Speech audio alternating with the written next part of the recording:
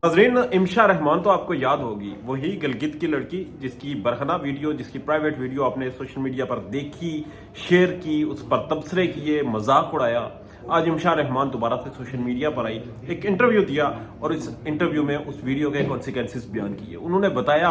कि social media इस्तेमाल करने का नुकसान क्या होता है, सोशल मीडिया का मिस यूज करने का इस्तेमाल क्या होता है, और फिर जो लोग अपनी मुख्तसर सी इंटरटेनमेंट के लिए दूसरे बंदे के खिलाफ एक ऐसा एक्ट करते हैं कि उसकी प्राइवेट वीडियोस पब्लिक करते हैं, उसके साथ बदला लेते हैं, एक रिवेंज लेते हैं, और फिर उसकी जिंदगी के ऊपर क्या असरअंदाज होते हैं। वो इमशा रहमान जो कि एक डिजिटल कंटेंट क्रिएटर थी, वो इमशा रहमान जो कि सोशल मीडिया चलाती थी, वहां पर रील्स बनाती थी, वो कहती है कि मेरा लोगों के सामने बाहर जाना मुश्किल हो गया, मेरी जिंदगी खत्म हो गई है, मैं यूनिवर्सिटी नहीं जा सकती, यूनिवर्सिटी में बाहर बाजार नहीं जा सकती, किसी के सामने नहीं जा सकती, क्योंकि मैं बहुत पॉपुलर हो गई थी। और जब मेरी प्राइवेट वीडियो सामने आई तो फिर उसके बाद इन लोगों ने उसके ऊपर जो मजाक बनाया, उसके ऊपर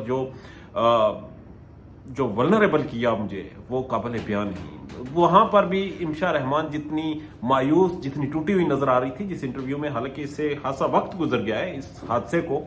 वो वाज़े तौर पे बता रहा था कि सोशल मीडिया के नुकसानात क्या होते हैं। मैं, यकीन करें, मैं दिल से इज्जत करता हूं इमशा रहमान की। हम सब बरहना होते हैं, हम सब के प्राइवेट लम्हात होते हैं, हम सब गुनाह और सवाब अल्लाह के साथ हमारे जुड़े हुए हैं मामलात, मगर किसी भी इंसान को कोई हक नहीं पहुंचता कि वो उसकी प्राइवेट वीडियो को पब्लिक करे और फिर उसके बाद उससे दुनिया के सामने नंगा करके तमाशा बनाए। इस वक्त हमने जितना कैमरे के साथ जुड़ चुके हैं, गुज़श्ता मैंने वीडियो में ये वाज़े किया था कि जितना हम इस कैमरे के साथ जुड़ चुके हैं, जितना हम इस कैमरे के साथ इंटरेक्ट करते हैं, अब हमारे जहनों पे ये स्नैपचैट इतनी सवार हो चुकी है कि इसके बाद हमारी नॉर्मल जिंदगी खत्म हो गई है। डक्की भाई इसकी एक अहम मिसाल है, जो कि फैमिली व्लॉगिंग करते हैं और आजकल शदीद तरीन ज़हनी दबाव का शिकार है। उस दबाव की वजह यह है कि ये पाकिस्तानी सोसाइटी, जो कि किसी दौर में डक्की भाई को आइडियलाइज करती थी, जिस दौर में वो उनके घर के मामलात, उनकी बीवी के साथ उनके लम्हात, उनके घर के, उनके वॉशरूम के अंदर तक की चीजें वो देखती थी कि ये कर क्या रहा है, आज उन्हें समझ आ गई है कि ये एक सोसाइटल कैंसर है, ये सोसाइटी का एक कैंसर है, जिसकी वजह से हमें दिखाया जाता है, हमारे जहनों में इंजेक्ट किया जाता है और फिर हमारी जिंदगियां अजाब की जाती हैं। ये डकी भाई, रजब भट्ट और इस तरह के डिजिटल कंटेंट क्रिएटर ही है जिन्होंने आपके दिमागों में डाला है कि आपके पास फोन है तो उसका कैमरा बंद नहीं होना चाहिए। आप खाना खा रहे हैं, आप प्राइवेट लम्हात में हैं, आप वॉशरूम में हैं, आप नहा रहे हैं, कुछ भी कर रहे हैं, आप उसकी रील्स लाजमी बनाए, बाद में एडिट कर लेंगे या जो भी होगा। इसी चीज का शिकार इमशा रहमान हुई, क्योंकि वो खुद डिजिटल कंटेंट क्रिएटर थी, उनके प्राइवेट लम्हात थे, जो उनकी प्राइवेसी है, उन्हें पूरा हक है अपनी जिंदगी प्राइवेट तौर पर जीने का। उन लम्हात को उन्होंने, गलती ये हुई कि उन्होंने फिल्मा लिया और फिल्माने के बाद फिर वही हुआ जो कि इस वक्त यहाँ पर हो रहा है। मैं गुज़श्ता दिनों FIA गया एक इंसान के साथ, उस FIA में वहां पर मौजूद अफसर ने मुझे जो फाइल्स दिखाई, मैं देखकर दंग रह गया। 99.9% FIA इस वक्त जो डील कर रहा है वो प्राइवेसी के केसेस हैं, पर्सनल और प्राइवेट वीडियोस के केसेस हैं, वो पर्सनल और प्राइवेट जिंदगी के केसेस हैं जिसमें आपके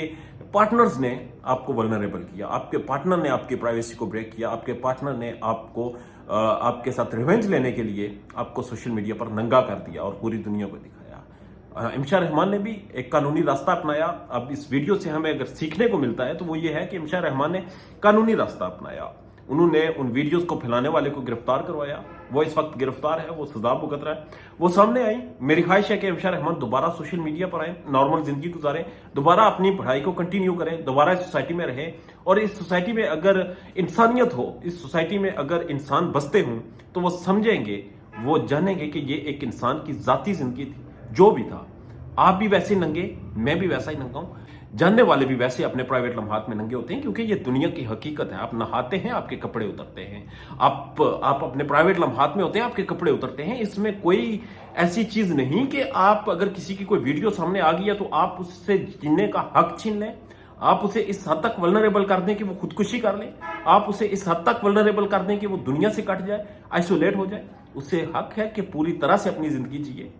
यहां पर सोशल मीडिया पर ऐसे भी लोग हैं जिन्होंने जानबूझकर अपनी वीडियोस फेम के लिए वायरल की और उसके बाद फिर उन्होंने कहा जी फैंस की भरपूर फरमाइश पर हम दोबारा वापस आ रहे हैं। تو مجھے لگتا ہے کہ جب کسی کے پرائیویٹ لمحات ہیں، وہ جو بھی ہے، اس کی نیت جو بھی ہے، ہمیں کوئی حق نہیں کہ اس پر بولنے کا. اور پھر یہ ڈکی بھائی جیسے جو لوگ ہیں جو اس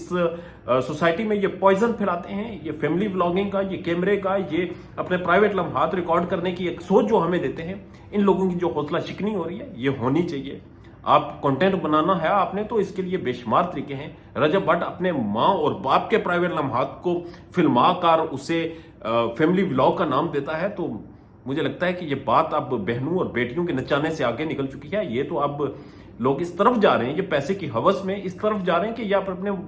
والدین کو بھی، جو ان کی جنت ہوتی ہے، جو ان کی دنیا، جن کی آخرت ہوتی ہے، یہ انہیں بھی اب نہیں معاف کرے. بہرحال سوچنے کا مقام ہے. اور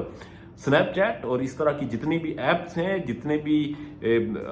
وہ چیزیں ہیں جو کہ آپ کے کنٹرول میں نہیں ہیں، آپ تھوڑا سا خیال رکھیں، کیونکہ آپ کے پرائیویٹ لمحات بہت قیمتی ہوتے ہیں. آپ کی زندگی، آپ کا بھرم بہت قیمتی ہوتا ہے. اس بھرم کو قائم رکھیں، اپنی زندگی کو محفوظ رکھیں، اپنی زندگی کے پرائیویٹ لمحات کو، پرسنل لمحات کو انجوائے کریں، نہ کہ فلمائیں. اور اگر آپ فلمائیں گے تو پھر میری یقین کریں، مجھے دکھ ہوگا کہ اگر میں کسی اور کو بھی امشا رحمان کی طرح اس طرح مایوس دیکھوں گا.